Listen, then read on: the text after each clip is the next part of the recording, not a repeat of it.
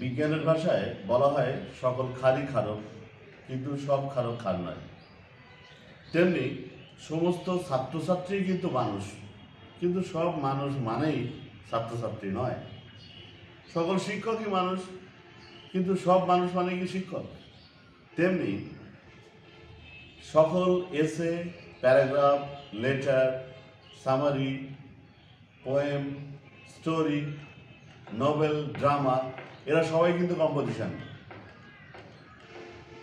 কিন্তু সব কম্পোজিশন মানেই প্যারাগ্রাফ নয়, সব কম্পোজিশন মানেই লেটার নয়, সব কম্পোজিশন মানেই এসে নয়।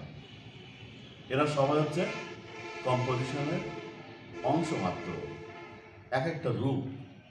কম্পোজ শব্দের অর্থ হচ্ছে রচনা করা, আর কম্পোজার রচনাকারী বা রচয়িতা। তো রচয়িতা যা রচনা করে সেটাই হলো রচনা, যার ইংলিশে বলা হয় কম্পোজিশন। তো গীতিকার গান রচনা করে, সেক্ষেত্রে সং কম্পোজিশনের একটা রূপ। নাট্যকার নাটক রচনা করে, ড্রামা সেও কিন্তু কম্পোজিশনের একটা রূপ।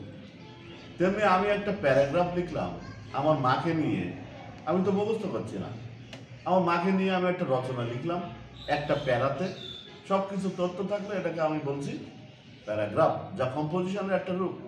আমার মাকে নিয়ে আমি প্রত্যেকটা পয়েন্টে পয়েন্টে একটু বড় করে লিখলাম, যাকে বলছি আমি এসে। এই এসেও কিন্তু কম্পোজিশনের একটা রূপ। বুঝতে পারছো সবাই? Thank you.